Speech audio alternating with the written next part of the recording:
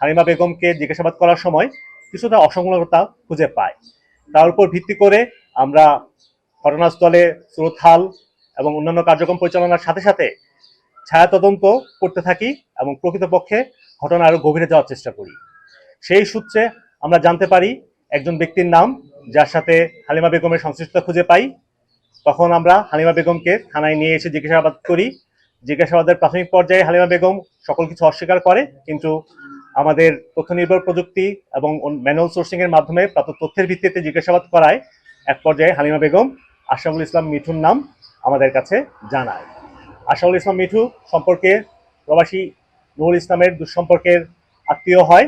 তার সাথে হালিমা বেগম গত 8 মাস আগে একটি সম্পর্কে আবদ্ধ হয়। আশরাফুল ইসলাম মিঠু তিনি নুরুল ইসলামের প্রথম পক্ষের স্ত্রীর ছেলে সোহান, তার সাথে 3 লক্ষ টাকার একটি ব্যবসায়িক লেনদেন করে, কিন্তু সোহান সেই টাকা ফেরত না দিয়ে বা কোনো লাভ প্রদান না করে ইটালি চলে যায়।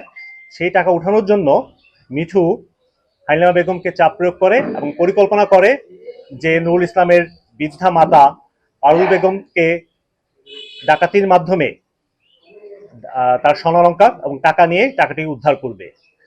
হালিমা বেগম প্রথমে রাজি না থাকলেও তাদের যে পরকীয়ার সম্পর্ক, সেই সম্পর্কের কথা নুরুল ইসলামকে জানিয়ে দিবে বলে মিঠু তাকে যখন জানায়, তখন হালিমা বেগম তাকে সহযোগিতা করে।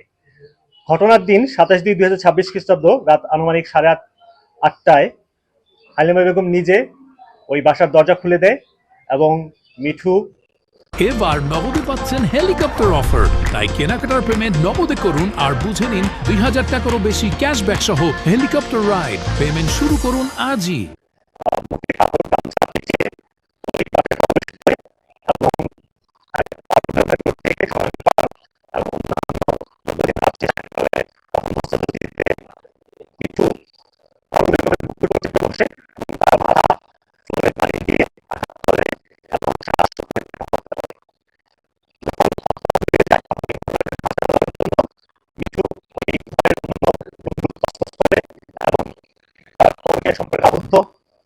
হালিমা বেগমকে রশিদে হাত পা বেঁধে সেখান থেকে চলে আসে এবং একটি সাজানো ডাকাতির নাটক করে।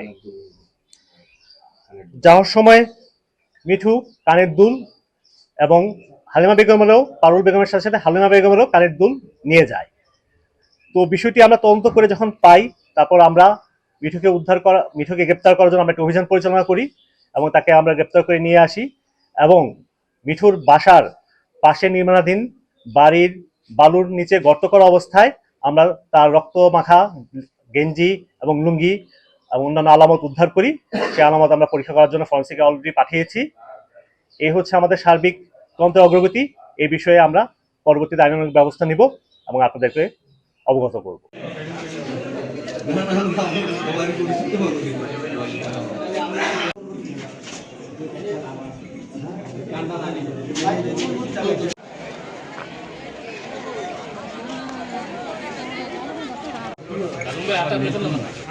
মিঠুন মিঠুন মিঠু চক্রবর্তী এবার ওই যে কোনো জায়গা মতো না।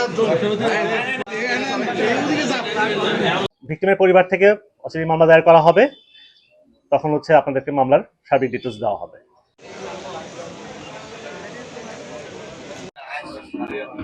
আমরা যে 12 ঘন্টার মধ্যে